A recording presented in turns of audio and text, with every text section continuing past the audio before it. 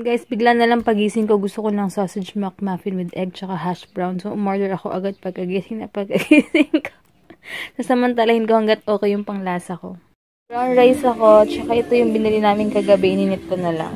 Sa Juncel. Good morning! Happy Tuesday, guys! And thank God, it's Tuesday! Ayun. Punta ako ng SM dahil Punta ako SM kasi kailangan kong i-deposit yung bayad sa bahay today dahil holiday tomorrow. Tapos 1, alanganin na busy kami.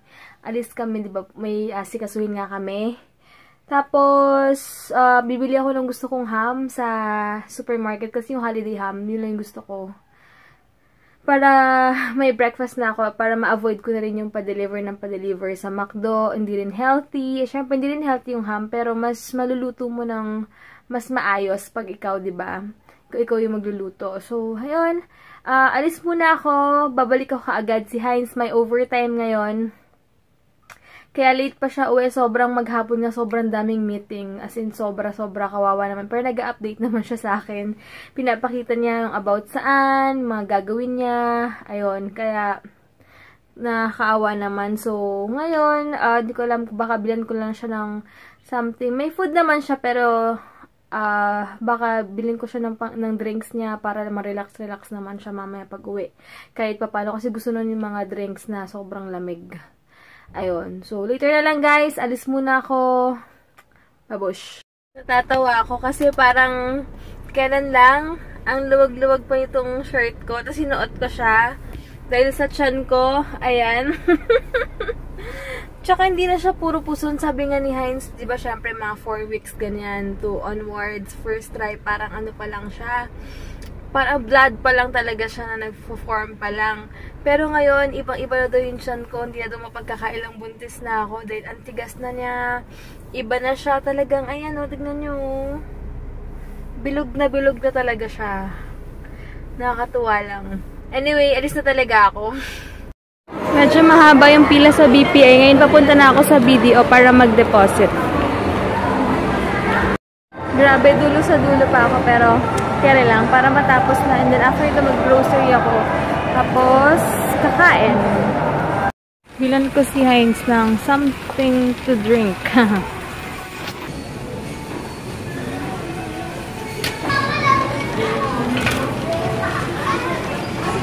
Ayan, meron silang per grams dito.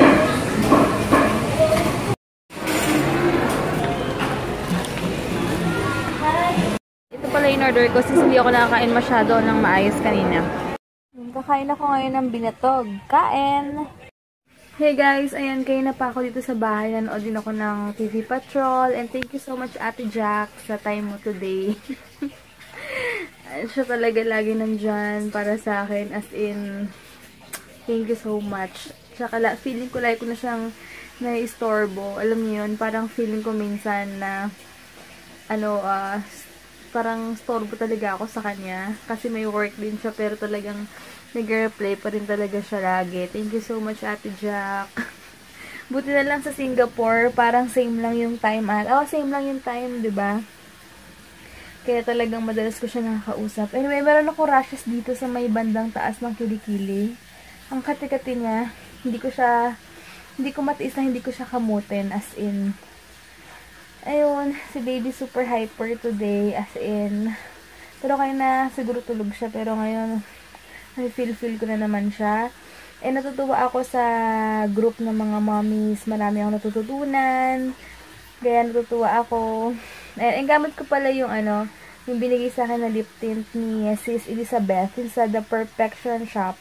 Ayun. So, wait lang. Check ko muna. Baka may salita ako ng salita. Wala naman pala. Ayun. Tapos, yun nga, nabasa ko lately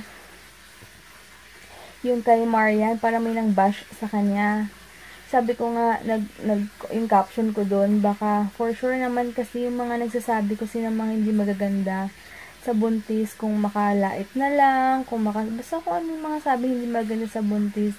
Sabi ko nga na feeling ko, 100% sure ako na wala pa yung anak kasi hindi pa nila nafe-feel. Baka sabi ko nga, baka mamaya pag yung mga nang babash na yan, for sure, pag nabuntis yan, mas worse pa yung mararamdaman nila sa mga binabash nila.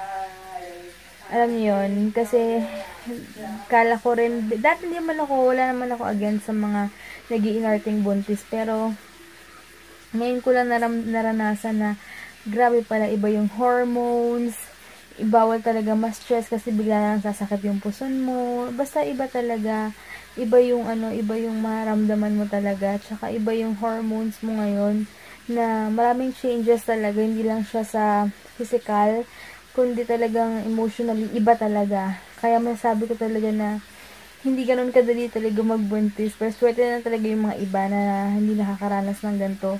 Pero, grabe. As in, masasabi ko na hindi ganun kadali. Pero, alam kong worth ito. Tsaka makakalimutan ko to. Or mamimiss ko to kapag makita ko na yung baby next year. So, yun lang. Wala lang. Kaya sabi ko nga mag-ingat na lang yung mga ganong tao kasi hindi natin masabi kung makasabi sila sa buntis ng kung ano-ano, baka mamaya hindi sila aware or hindi sila natatakot na baka mangyari sa kanila yung 10 times. 'Di ba?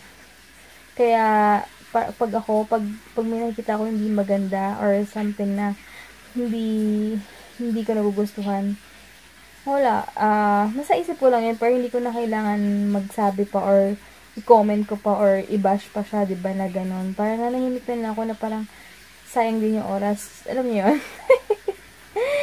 Basta kasi iba-iba naman tayo opinion, pero diba, for me, parang hindi na lang, never mind na lang. Basta hindi ko na lang siya pag-aaksaya ng panahon. Pero, yun, pero wala tayong hindi natin magsisi yung mga iba na wala talagang magawain, mga walang konsensya, diba? Na ganun yung trip nila. So, sabi ko nga kung ano ang yung tinanim ng aanihin mo. So, naniniwala ako doon kasi grabe talaga. Mas maraming blessings talaga kapag maganda yung heart mo and maganda yung intention mo sa ibang tao. Magugulat ka lang talaga sa mga blessings na binibigay sa'yo ni God. Totoo yan, guys. Walang halong keme-keme to, pero naniniwala talaga ako doon. Ayun. Yun lang. So, si Heinz, namamalansya na. Mamaya, may na lang ulit. Babalik ako.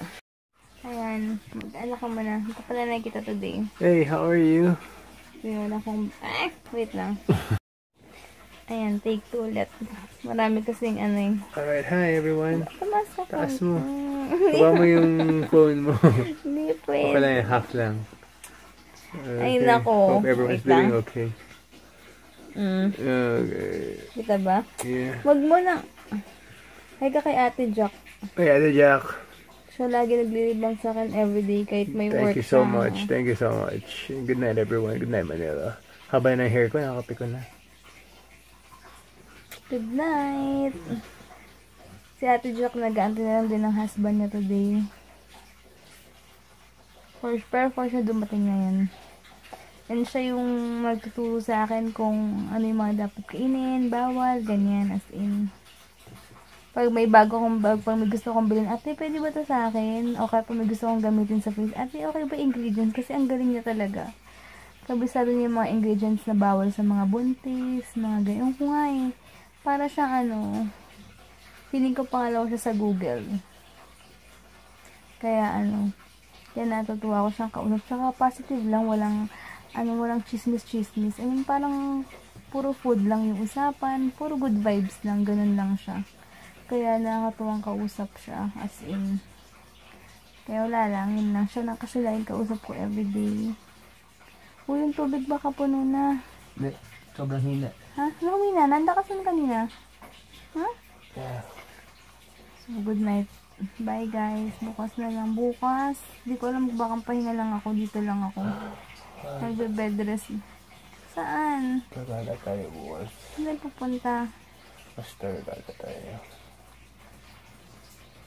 Ayun. Tapos Thursday, busy. Tapos kailangan natin picturean yung sa Meralco.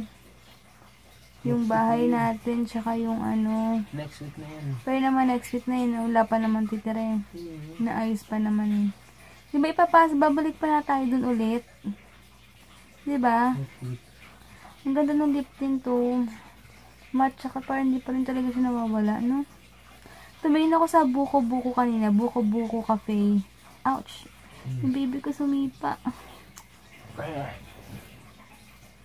Nakagulat siya kapag sumisipa. Ang cute lang niya. Yung ganong feeling. Ang weird pero nakakatawa. Sige guys, bukas na talaga. Good night and thank you so much for watching. Bye.